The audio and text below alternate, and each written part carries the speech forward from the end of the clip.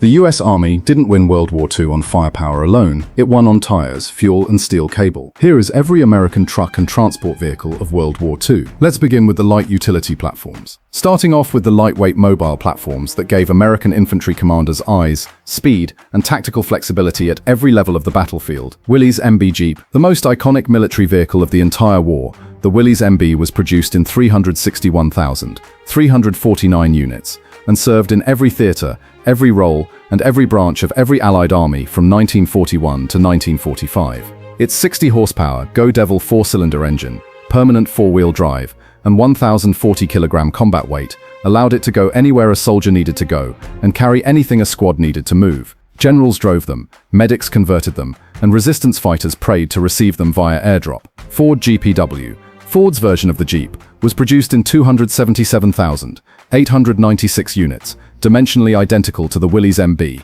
with parts fully interchangeable between the two manufacturers, meaning a vehicle assembled from components built in two different factories on opposite sides of Ohio could be cannibalized and rebuilt without a single measurement being taken.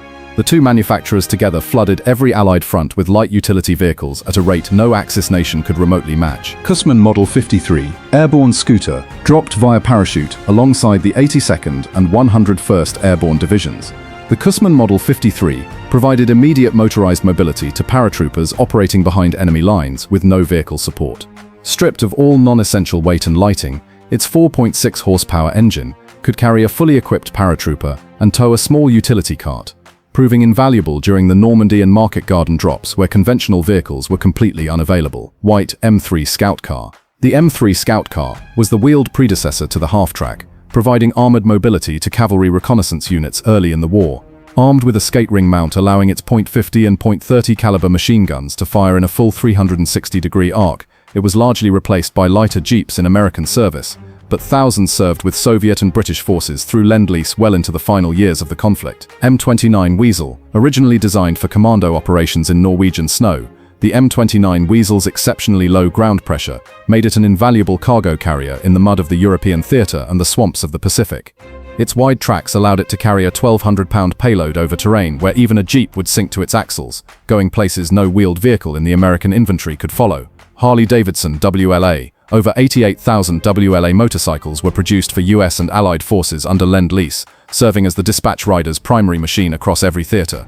The flathead 45 cubic inch V-twin delivered exceptional low-end torque for cross-country riding, and standard equipment included a front fork rifle scabbard, leather dispatch pouches, blackout lighting for night movement, and a Thompson submachine gun scabbard on later production variants. Dodge WC Series. The Dodge WC Series encompassed over 255,000 vehicles across more than 30 variants: weapons carrier, ambulance, command car, reconnaissance vehicle, radio truck, and 37mm gun motor carriage, all built on the same 3/4-ton 4x4 chassis with a 76 horsepower 6-cylinder engine.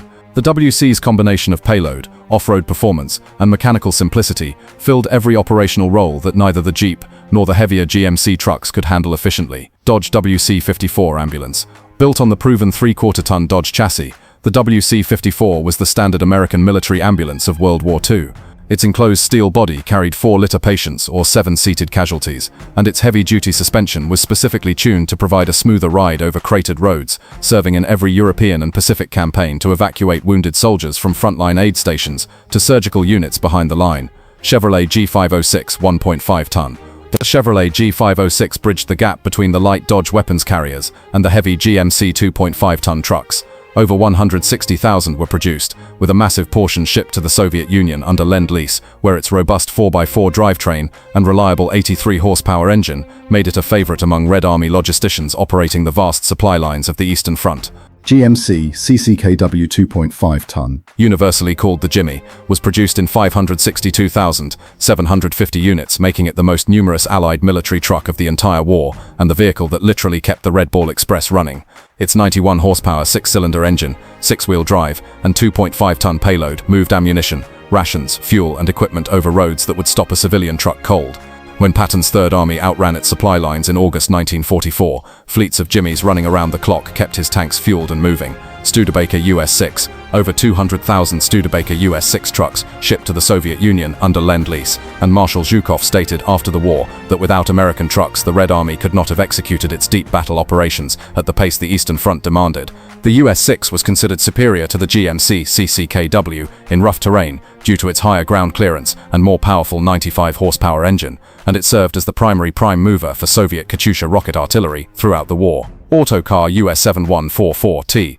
While the Jimmy handled standard cargo, the Autocar US-7144T was a heavy-duty 4x4 tractor unit specifically designed to haul massive fuel and ammunition semi-trailers to frontline aviation squadrons. Its short wheelbase and 112 horsepower engine gave it the maneuverability and pulling power required to keep the Army Air Force's ground logistics running, the unsung vehicle that kept American aircraft fueled and armed at every airfield across Europe and the Pacific. To wrap things up with the heaviest and most specialized platforms in the American World War II ground transport inventory, DUK amphibious truck. The DUKW, universally called the Duck, solved the most dangerous moment of any amphibious operation, the transition from sea to shore under fire. Using the GMC-CCKW's proven drivetrain in a watertight hull with a rear-mounted propeller, it carried 25 troops, or 2.5 tons of cargo, from ship to beach, and then continued driving inland without stopping to transfer loads.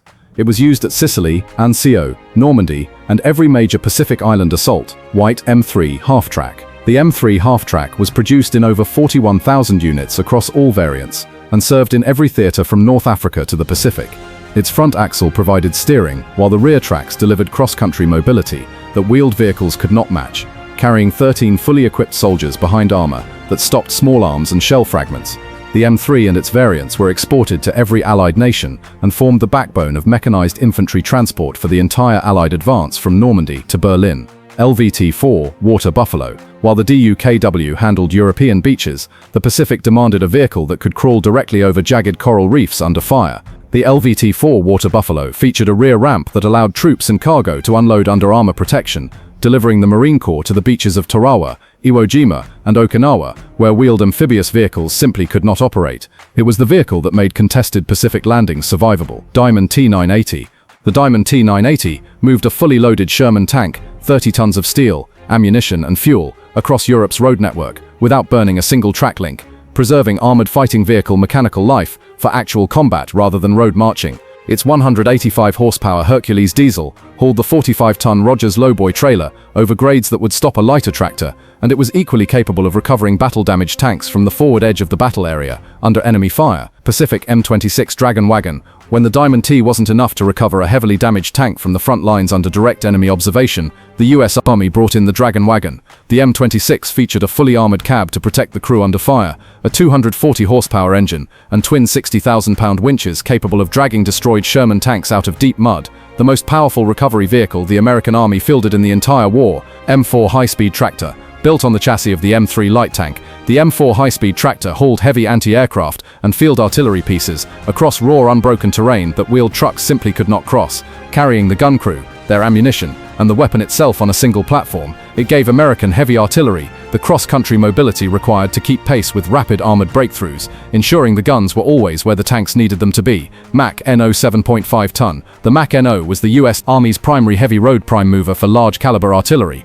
specifically designed to tow the 155mm long tom and 8-inch howitzer systems that provided corps-level fire support across every theater. Its 159 horsepower 6-cylinder engine and 6x6 drivetrain gave it the tractive effort to move a loaded artillery piece and ammunition limber across terrain that would stop lighter trucks, and its heavy-duty winch allowed self-recovery in the mud surrounding every artillery firing position. America's World War II ground transport fleet was not a support element, it was a weapon system in its own right. The Soviet Union received over 400,000 American vehicles under Lend-Lease, more motor vehicles than the entire German Wehrmacht fielded at its peak, and Zhukov's post-war admission that the Red Army's operational tempo was entirely dependent on American truck production remains the single most consequential logistics assessment of the 20th century. The DUKW, the LVT-4, the Dragon Wagon, and the Diamond T were not afterthoughts. Each solved a specific operational problem that no existing vehicle could address, and each was produced in numbers that guaranteed availability at every point of need across a global war fought on 6 continents simultaneously.